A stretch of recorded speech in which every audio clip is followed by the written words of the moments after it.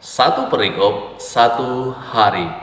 Pembacaan kita pada hari ini terdapat di dalam Injil Matius pasal yang ke-25 ayat 1 sampai ayat yang ke-13. Mari saya mengajak seluruh jemaat Tuhan kita membaca bagian firman Tuhan ini bersama-sama. Gadis-gadis yang bijaksana dan gadis-gadis yang bodoh. Pada waktu itu hal kerajaan sorga seumpama 10 gadis yang mengambil pelitanya dan pergi menyongsong mempelai laki-laki. 5 diantaranya bodoh dan 5 bijaksana.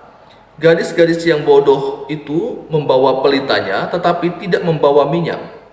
Sedangkan gadis-gadis yang bijaksana itu membawa pelitanya dan juga minyak dalam buli-buli mereka. Tetapi karena mempelai itu lama tidak datang-datang juga, mengantuklah mereka semua lalu tertidur. Waktu tengah malam terdengarlah suara orang berseru, "Mempelai datang, songsonglah dia." Gadis-gadis itu pun bangun semuanya lalu membereskan pelita mereka. Gadis-gadis yang bodoh berkata kepada gadis-gadis yang bijaksana, "Berikanlah kami sedikit dari minyakmu itu, sebab pelita kami hampir padam." Tetapi jawab gadis-gadis yang bijaksana itu, "Tidak, nanti tidak cukup untuk kami dan untuk kamu. Lebih baik kamu pergi kepada penjual minyak dan beli di situ." Akan tetapi waktu mereka sedang pergi untuk membelinya, datanglah mempelai itu dan mereka yang telah siap sedia masuk bersama-sama dengan dia ke ruang perjamuan kawin, lalu pintu ditutup. Kemudian datang juga gadis-gadis yang lain itu dan berkata, "Tuan, Tuan, bukakanlah kami pintu."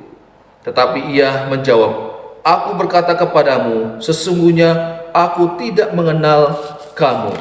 Karena itu, berjaga-jagalah, sebab kamu tidak tahu akan hari maupun akan saatnya."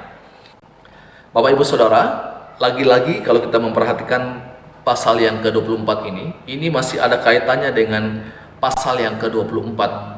Masih ada hubungan berbicara tentang dalam menanti kedatangan Tuhan yang kedua kali. Tetapi saya tertarik pada ayat yang ke-12. Tetapi ia menjawab, "Aku berkata kepadamu, sesungguhnya aku tidak mengenal kamu. Aku tidak mengenal kamu." Nah, apa artinya ini?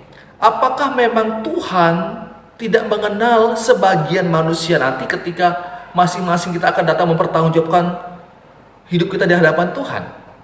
Mengapa di dalam bagian ini dikatakan bahwa aku tidak mengenal kamu? Kata "aku tidak mengenal kamu" ini bukan dalam pengertian bahwa Tuhan tidak mengenal sebagian orang. Tapi ini berarti bahwa orang-orang tersebut tidak memiliki satu hubungan pribadi dengan Kristus. Tidak punya relasi dengan Kristus. Nah, ini yang dimaksudkan di dalam bagian ini. Sehingga dikatakan "aku tidak mengenal kamu". Nah, Bapak Ibu Saudara yang dikasihi oleh Tuhan Yesus Kristus, ini perlu menjadi perhatian bagi saya dan saudara pada saat ini. Apa gunanya kita menjadi orang yang dikenal oleh banyak orang di dalam dunia ini? Apa gunanya kita jadi orang yang terkenal? Mungkin selalu satu kampung kenal kita, satu kota kenal kita, dan bahkan sampai orang di luar negeri pun kenal siapa kita. Kenal akan prestasi-prestasi yang kita capai, kenal dengan kehebatan kita, kenal dengan kekayaan yang kita miliki. Tetapi apa arti semua itu ketika Tuhan katakan, "Aku tidak mengenal engkau"? Apa artinya orang di sekitar kita mengenal kita kalau Tuhan katakan, "Aku tidak mengenal engkau"? Kita tidak punya relasi secara pribadi dengan Tuhan.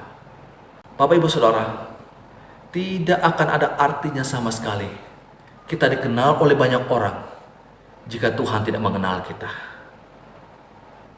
Karena itu artinya kalau Tuhan mengatakan dia tidak mengenal kita, artinya kita tidak punya relasi secara pribadi dengan Tuhan.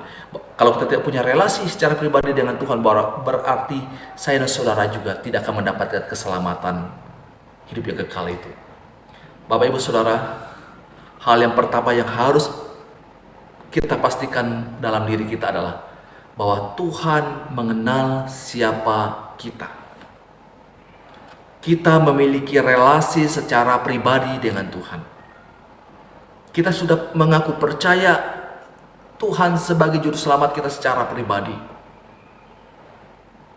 Meskipun kita bukan orang yang terkenal, tetapi kalau Allah mengenal kita, kita punya relasi secara pribadi dengan Allah, maka ini adalah hal yang terbesar dibandingkan hal-hal yang lainnya.